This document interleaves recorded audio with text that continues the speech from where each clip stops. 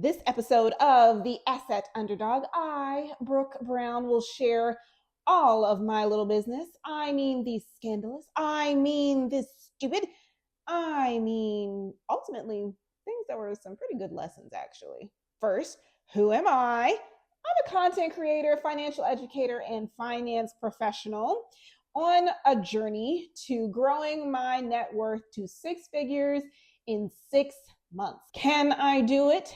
Well, I mean, I did grow my net worth by 11,000 last month. So, hey, we're on to something and you guys are along for the ride. So without further ado, let's get into it. I'm going to share the best moves that I made and the lessons that I've learned on my way to growing my net worth. I have over $300,000 worth of assets, and I have some liabilities, which is the reason why I don't have a six-figure net worth yet. This was also a bit of a walk down memory lane for me. These are like what my younger self did wrong, but also very right when it came time to getting down to business to grow her wealth. So let's start with just, airing out my dirty laundry, relations. Okay. So I have been in relationships with men that were moochers, that were, bums, frankly. I'm not going to name names, but there is definitely some like poor choices in my, previous life where I was like, oh, you need a place to stay? Stay here with me in my dorm room. Or you need, pocket money. Well, I don't have much, but what I do have, it's yours. No. Don't do that. Not cute. I would not recommend. Yeah, I remember like loaning out my car to men to just drive wherever he needed to go. He wasn't on my insurance or anything, but sure, use my car. No. I remember going to college and having my high school boyfriend stay behind to go to community college, and I went to Howard University.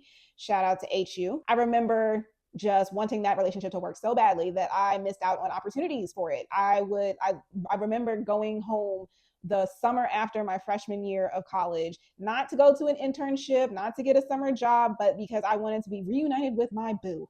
What? No, don't do that. Stupid.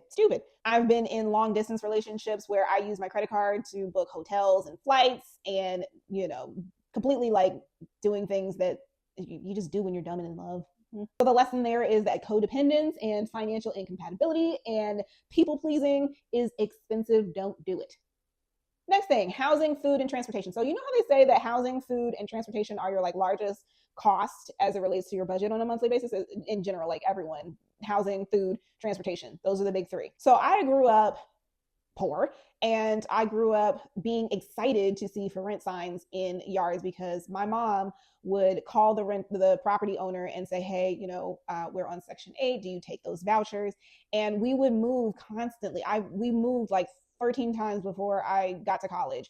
And yeah, it was a traumatic experience because, the instability of it all.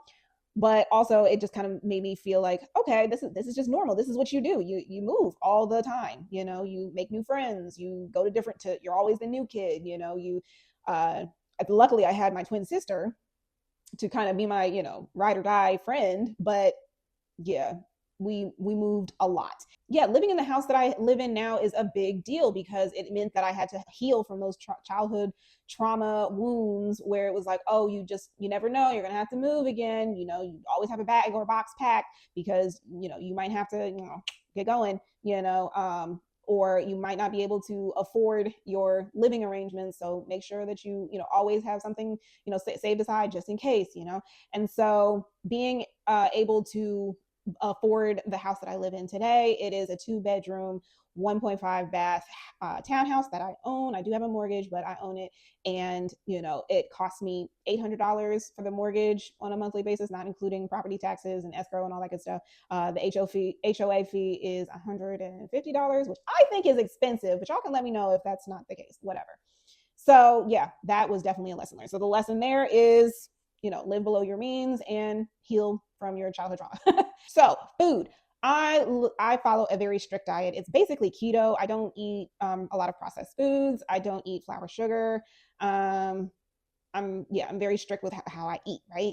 So a lot of times I'm not eating those processed foods that are a little more expensive. I'm not eating out a lot, and that cuts down on a lot of my costs related to food. And what I can do with that is put that money towards things that are investments and stuff like that. So yes, I think the lesson there is control your appetite, and that will get you far. Transportation. I don't really care what I'm driving, honestly, as long as it's reliable. I have a 2014 Toyota Prius, and it's a hybrid, so it's good on gas, and I don't have to worry about a lot of the maintenance. Actually, my boyfriend is he's a trained military mechanic, and so he, knows how to work on my car if I need him to, and that's an advantage there. So look, I learned in love.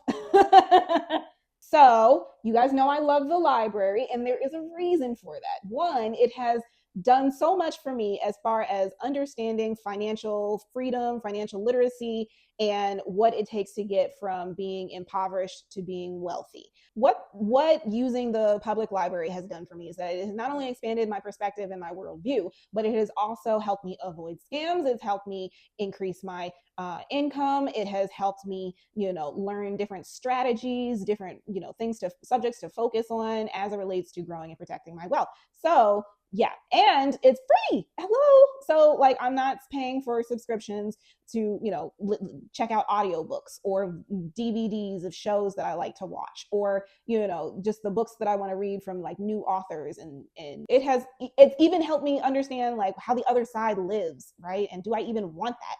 And so much more. So being an avid reader is pro tip number 2 or 3 or whatever number we're on.